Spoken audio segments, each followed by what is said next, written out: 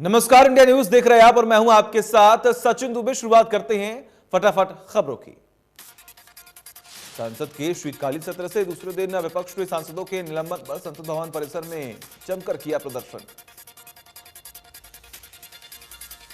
12 विपक्षी सांसदों के निलंबन पर भारी हंगामा। राज्यसभा में सभापति वेंकैया नायडू की सख्ती, बोले सांसदों का निलंबन नहीं होगा खारिज। वही सांसद दीपेंद्र हुड्डा ने नोटिस देकर सदन में किसानों के मुद्दे पर चर्चा की मांग की। साथ ही दीपेंद्र ने विपक्ष के सांसदों के निलंबन को अलोकतांत्रिक बता दिया। चंडीगढ़ में सीएम मनोहर लाल ने कृषि क्षेत्र के लिए एमओयू साइन किया है। इस बीच मुख्यमंत्री ने कहा कि किसानों की बात मानकर पीएम ने बड़ा दिल दिखाया। सीएम मनोहर लाल ने कहा कि 3 नए कृषि कानून वापस लेकर पीएम मोदी ने किसानों की मांग को माना है, जिससे जाहिर होता है कि पीएम किसान हितैषी हैं। सीएम मनोहर लाल ने कहा कि आगे बढ़ने के लिए कभी कभी कदम पीछे करने पड़ते हैं और कृषि वैज्ञानिकों ने भी कृषि कानूनों को फायदेमंद माना था। मुख्यमंत्री मनोहर लाल ने कहा, पीएम मोदी ने सबका साथ सबका प्रयास का नारा दिया है और पीएम हर रोज नया आइडिया देते हैं। सीएम मनोहर लाल ने कहा कि भावांतर भरपाई योजना में 19 सब्जियां और फल कवर किए गए हैं और गन्नौर में एक बड़ी मंडी बना रहे हैं। हमने पिंचौर में सेब की मंडी और सोनीपत में मसाला मंडी बनाई है और गुरुग्राम में फूल मंडी बनाने की योजना बनाई है। हमारी सरकार में एनसीआर में किसानों को दूसरी फसलों के लिए प्रोत्साहित किया गया। वही सीएम मनोहर लाल ने कहा कि हमने लोगों के लिए परिवार पहचान पत्र योजना चलाई है। मुख्यमंत्री मनोहर लाल ने कहा कि हमारी सरकार का मकसद अमीरी और गरीबी का गैप कम करना है। उन्होंने कहा कि अंत्योदय योजना से गरीब लोगों को फायदा होगा और 25 दिनों में 1.5 लाख लोगों को मदद मिलेगी।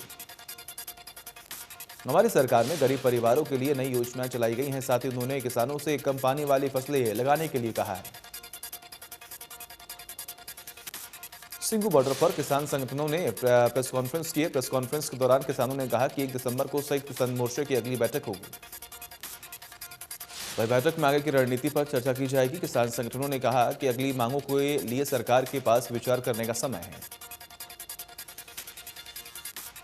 लोकसभा में तीनों कृषि कानूनों को रद्द करने के लिए विधेयक पास किया गया, जिसको लेकर सिरसा के किसानों में खुशी है। कृषि कानून अब आपसी बिल पास होने पर सिरसा के सुभाष चौक पर किसानों ने पटाखे जलाकर एक दूसरे को मिठाई खिलाकर जश्न मनाया। भारतीय किसान एकता के प्रदेश अध्यक्ष लखविंदर सिंह के नेतृत्व में जश्न मनाया गया और केंद्र सरकार पर भी जमकर प्रहार किया गया। प्रधानमंत्री फसल बीमा योजना वैन यमुनानगर से रवाना हुआ, जो 31 दिसंबर तक यमुनानगर के हर गांव और कस्बे में जाकर किसानों को जागरूक करेगा। जिला उपायुक्त पार्थ गुप्ता ने वैन को हरी झंडी दिखाकर रवाना किया। कृषि विभाग के डिप्टी डायरेक्टर का कहना है कि फसल बीमा योजना में 5 तरह की फसलों का बीमा किया जाता है। किसी भी कारण से फसल को नुकसान होने पर उसकी भरपाई हो सकती है। सभी किसानों को अपनी फसल का बीमा करवाना चाहिए। यमुनानगर में स्वास्थ्य सेवाओं में महत्वपूर्ण एम्बुलेंस सेवा चालकों की कमी के चलते मरीजों को उपलब्ध नहीं हो पा रही है। यमुनानगर में चिकित्सा अधिकारी डॉक्टर विजय दहिया का कहना है कि 30 खाली पदों के लिए विभाग को लिखा गया है। उम्मीद है कि जल्दी 24 घंटे एम्बुलेंस उपलब्ध रहेंगी। गुरुग्राम नगर निगम की तरफ से 6 और 7 दिसंबर को मुख्यमंत्री उत्थान योजना का कैंप लगेगा, जिससे गरीब परिवारों को फायदा मिलेगा। पलवल में मुख्यमंत्री अंत्योदय परिवार उत्थान योजना के अंतर्गत नेताजी सुभाष चंद्र बोस स्टेडियम में अंत्योदय ग्राम उत्थान मेले का आयोजन किया गया है।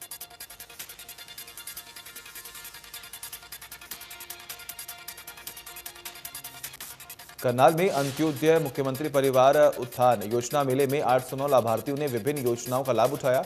वरिष्ठ आईपीएस शत्रुजीत कपूर ने मेले का उद्घाटन किया है। कुरुक्षेत्र में आयोजित अंत्योदय मेले का उपायुक्त मुकुल कुमार के शुभारंभ किया। उपायुक्त ने कहा, अंत्योदय मेलों के माध्यम से कल्याणकारी योजनाओं का लाभ लोगों को सीधा मिलेगा।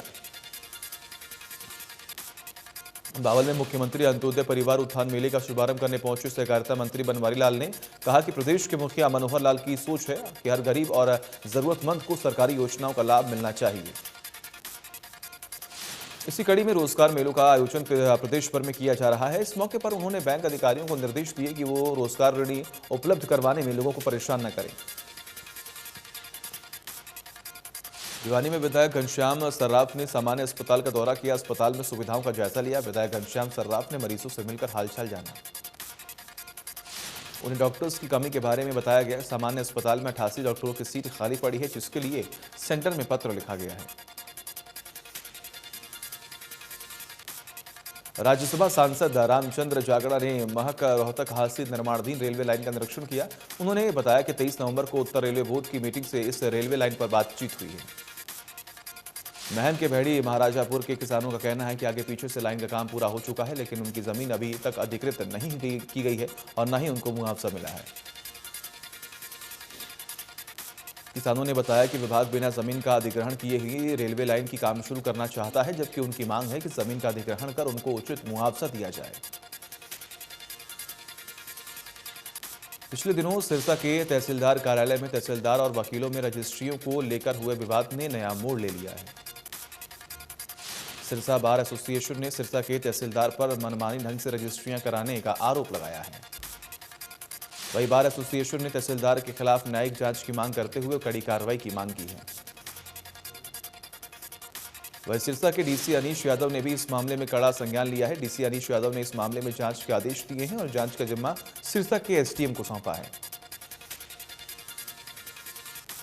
लोहारू में मार्केटिंग बोर्ड द्वारा सरियाताल से सुहासड़ा गांव तक बनाए गए रोड में घटिया सामग्री का इस्तेमाल किया गया, जिसके बाद रोड को रिजेक्ट कर दिया गया और ठेकेदार की पेमेंट भी रोक दी गई। वही विभाग के अधिकारियों का कहना है कि रोड को दोबारा से दुरुस्त करने के बाद ग्रामीण संतुष्ट होंगे, तभी ठेकेदार की पेमेंट की जाएगी। देश में तीसरी लहर की संभावनाओं के बीच स्वास्थ्य विभाग ने अलर्ट जारी किया है और वहीं संभावित तीसरी लहर से लड़ने के लिए वैक्सीन जरूरी बताई जा रही है। यमुनानगर के सीएमओ डॉक्टर विजय दहिया ने बताया कि कोरोना के नए स्वरूप ओमिक्रॉन बेहद खतरनाक है, इसके लिए सभी को वैक्सीन लगवाना बेहद जरूरी है। सीएमओ डॉक्टर विजय दहिया ने कहा कि 15 दिसंबर तक पूरे जिले में सभी लोगों को वैक्सीन लगाने का लक्ष्य निर्धारित किया गया है। कोरोना संक्रमण के नए वेरिएंट से दुनिया भर में दहशत का माहौल है। फतेहाबाद में हेल्थ विभाग ने कड़े आदेश जारी किए हैं। कोरोना के नए वेरिएंट से निपटने के लिए भिवानी में स्वास्थ्य विभाग ने तैयारियां की हैं। सीएमओ रघुबीर शांडिल्य ने बताया कि हर घर दस्तक अभियान चलाया गया है, घर घर जाकर टीकाकरण किया जा रहा है। चरखी दादरी की खबर है।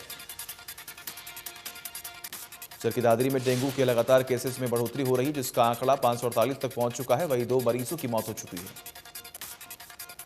चरखी दादरी में जलभराव का समाधान नहीं होने पर स्वास्थ्य विभाग ने चिंता जाहिर की है, तो वही प्रशासन और मुख्यालय को अवगत कराने वाले के बाद भी कोई समाधान नहीं हुआ है। वहीं पूर्व मंत्री सतपाल सांगवान ने सीएम को पत्र लिखकर अधिकारियों पर जलभराव का समाधान नहीं होने का आरोप लगाया। गुरुग्राम के स्वास्थ्य विभाग डिप्टी सीएमओ एमपी सिंह ने बताया कि 3 नवंबर से 30 नवंबर तक पूरे गुरुग्राम को वैक्सीनेट करने की प्रक्रिया जारी है। स्वास्थ्य विभाग की डोर टू डोर वैक्सीनेशन की प्रक्रिया जारी है। आज 30 नवंबर तक परफॉर्मेंस काफी अच्छी थी, जिसको देखते हुए इस समय को आगे भी बढ़ाया जा सकता है। स्वास्थ्य विभाग का कहना है कि सभी को फर्स्ट और सेकेंड डोज समय रहते लग जाए, ताकि कोविड से बचाव हो सके। गुरुग्राम में अब तक वैक्सीन की 38,40,478 डोज लगाई जा चुकी है। वहीं गुरुग्राम में 120 स्थानों पर वैक्सीनेशन कैंप का आयोजन किया गया है। कोरोना के एक नए वेरिएंट ओमिक्रॉन के सामने आने के बाद मोदी सरकार ने भारत आने वाले यात्रियों के लिए नई ट्रैवल एडवाइजरी जारी की है। केंद्र सरकार ने यात्रियों को कोरोना से जुड़े सभी दिशा निर्देशों का पालन करने, आवश्यक व्यवस्थाओं के साथ यात्रा करने की सलाह दी है। ट्रैवल एडवाइजरी जारी होने के बाद दिल्ली एयरपोर्ट का प्रबंधन करने वाली कंपनी जीएमआर के प्रवक्ता ने कहा कि हमने महामारी की पिछली लहरों के दौरान पहले भी तरह तरह की व्यवस्थाएं की थी। महाराष्ट्र के स्वास्थ्य मंत्री राजेश ने कोरोना के ओमिक्रॉन वेरिएंट से पैदा हुए हालात को देखते हुए 12 देशों की उड़ानों पर प्रतिबंध लगाने की मांग की है। अफ्रीका में ओमिक्रॉन वेरिएंट की मौजूदगी पाए जाने के बाद कई देशों ने अहम फैसले लिए हैं। ऑस्ट्रेलिया ने अपनी अंतर्राष्ट्रीय सीमा को 2 हफ्ते के लिए बंद कर दिया है। देश में कोरोना के 6,990 नए मामले आए सामने। 24 घंटे में 190 मरीजों की मौत हुई है। नगर निगम गुरुग्राम ने बड़ी कार्रवाई करते हुए 50 से अधिक दुकानों को सील किया है। दुकानदार बिना ट्रेड लाइसेंस के दुकानें चला रहे थे। दुकानदार अब बिना ट्रेड लाइसेंस के अपनी दुकान नहीं खोल पाएंगे। नगर निगम ने 3500 से अधिक दुकानदारों को नोटिस दे दिया है। घरौंडा से बिजली बिल अधिनियम 2021 के विरोध में बिजली यूनियन के कर्मचारियों ने कार्यालय परिसर में राज्य की सरकार के खिलाफ जमकर नारेबाजी की है। प्रदर्शनकारियों ने कहा, यदि सरकार ने बिजली बिल अधिनियम को लागू किया तो बिजली यूनियन कर्मचारी आर पार लड़ाई लड़ने को मजबूर हैं। जुलाना में धर्म परिवर्तन के नाम पर किए जा रहे कार्यक्रम में बजरंग दल और हिंदू सभा के लोगों ने हंगामा किया। पार्षद ने धर्म सभा में पहुंचकर कार्यक्रम को रुकवाया और पुलिस को इसकी जानकारी दी। फरीदाबाद में ट्रैफिक पुलिस ने आज रौंदा मोड़ पर आने जाने वाले सभी वाहनों पर रिफ्लेक्टर टेप लगाए, जिससे सर्दी के मौसम में होने वाले एक्सीडेंट से बचाव हो सके। ट्रैफिक पुलिस पिछले कई दिनों से लगातार वाहनों पर रिफ्लेक्टर टेप लगाने का काम कर रही है। ट्रैफिक एसपी ने कहा कि यह अभियान लगातार जारी रहेगा। पलवल के लघु सचिवालय में जिला लोक संपर्क एवं परिवार समिति की मासिक बैठक हुई, जिसमें 14 शिकायतों में से 12 का मौके पर ही समाधान हो गया। बैठक की अध्यक्षता राज्य के सहकारिता, अनुसूचित जाति और पिछड़ा वर्ग कल्याण मंत्री बनवारी लाल ने की, जबकि संचालन पलवल के डिप्टी कमिश्नर कृष्ण कुमार ने किया है। सीएम विंडो लोगों की शिकायत का निपटारा करने के लिए बनाई गई थी, लेकिन पर्ची साइन पर शिकायत को दफ्तर दाखिल करने का मामला सामने आया है। इस मामले में पीड़ित ने बरनाला रोड पुलिस अधीक्षक कार्यालय में पर्ची साइन करने वाले अधिकारियों के खिलाफ एफआईआर दर्ज करने की मांग को लेकर शिकायत दी थी। शिकायतकर्ता ने कहा कि गली का निर्माण को लेकर एक शिकायत दी गई थी, लेकिन सीएम विंडो के अधिकारियों ने खुद ही उसके पर्ची हस्ताक्षर कर शिकायत का निपटान कर दिया है। रोहतक के गांधी कैंप के एक मकान में शॉर्ट सर्किट से आग लग गई, जिसके बाद वहां भगदड़ मच गई। फायर ब्रिगेड को सूचित कर दिया गया है। वही मकान में एक व्यक्ति मौजूद था, जिसे बड़ी मुश्किल से बाहर निकाला गया। बाहर निकालते समय व्यक्ति का चेहरा बुरी तरह से जल गया था। हिसार ऑटो मार्केट व्यापारी विपिन तरेजा ने 25 लाख की फिरौती मांगने के मामले को लेकर पुलिस ने अब तक 3 लोगों को गिरफ्तार किया है।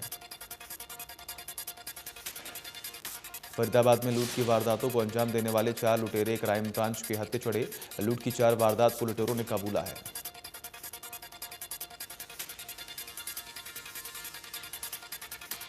मैट्रिमोनियल साइट पर फर्जी प्रोफाइल से खुद को विदेशी महिला बताकर युवक को ठगने के आरोप में पुलिस ने एक महिला समेत 4 आरोपियों को गिरफ्तार किया।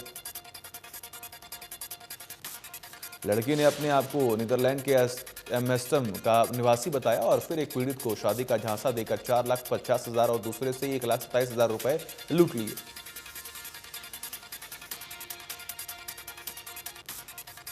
पलवल में प्रेम विवाह के बाद पति के अवैध संबंधों से परेशान युवती ने जहरीला पदार्थ खाकर आत्महत्या की कोशिश की। फिलहाल महिला अस्पताल में भर्ती है, जहां उसकी हालत बेहद गंभीर बनी हुई है।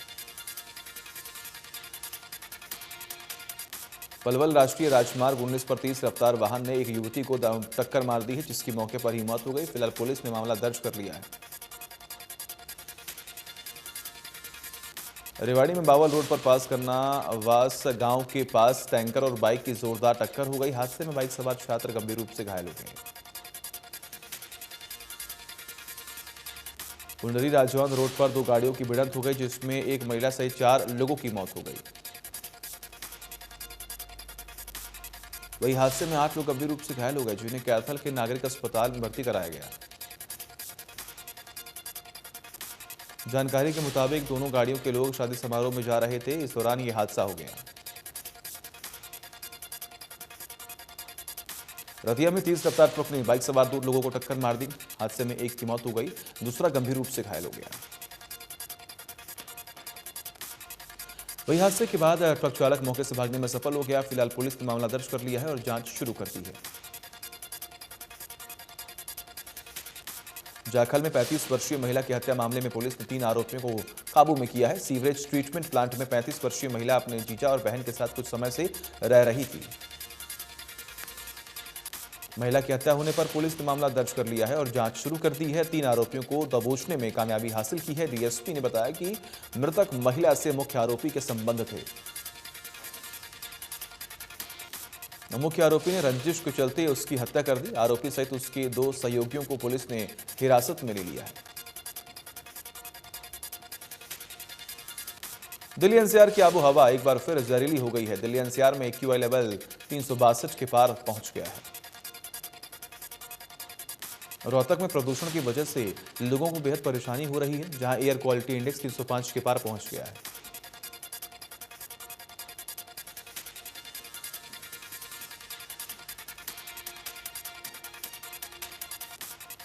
गुरुग्राम में प्रदूषण की मार से राहत मिलती नहीं दिख रही है। जिले में एक्यूआई का स्तर लगातार बढ़ता जा रहा है। शहर में सुबह एक्यूआई का स्तर 355 तक जा पहुंचा। प्रदूषण से हवा लगातार बदतर होती जा रही है। जिला प्रशासन के तमाम दावों के बावजूद प्रदूषण बढ़ रहा है। धूल और धुएं ने शहर की हवा बिगाड़ दी है। फरीदाबाद की एयर क्वालिटी इंडेक्स में अभी कोई सुधार होता हुआ दिखाई नहीं दे रहा है। फरीदाबाद की वायु गुणवत्ता बेहद खराब स्तर पर पहुंच चुकी है। प्रदूषण से लगातार हवा बदतर हो रही है। तमाम दावों के इस बावजूद प्रदूषण बढ़ रहा है। एक्यूआई लेवल 348 तक दर्ज किया गया, जो बेहद खतरनाक श्रेणी में आता है। भारतीय मौसम विभाग के मुताबिक गुजरात, उत्तरी महाराष्ट्र और दक्षिणी राजस्थान में आज तेज हवाओं के साथ बारिश का दौर 2 दिसंबर तक चलेगा। मौसम विभाग के मुताबिक गुजरात में एक और 2 दिसंबर को गरज और बिजली के साथ भारी बारिश की उम्मीद है। उत्तराखंड और हिमाचल प्रदेश के साथ जम्मू कश्मीर, लद्दाख, गिलगित बाल्टिस्तान में भी तेज बारिश का संभावना है। ट्विटर के मुख्य कार्यकारी अधिकारी जैक डार्सी ने अपने पद से इस्तीफा दे दिया है। ट्विटर के अगले सीईओ पराग अग्रवाल होंगे। सलमान खान की अंतिम द फाइनल ट्रूथ बीते 4 दिनों में करीब 21 करोड़ रुपए की कमाई कर चुकी है। उम्मीद है कि आने वाले दूसरे वीकेंड में सलमान की फिल्म अपना पुराना जलवा बॉक्स ऑफिस पर बरकरार रखेगी।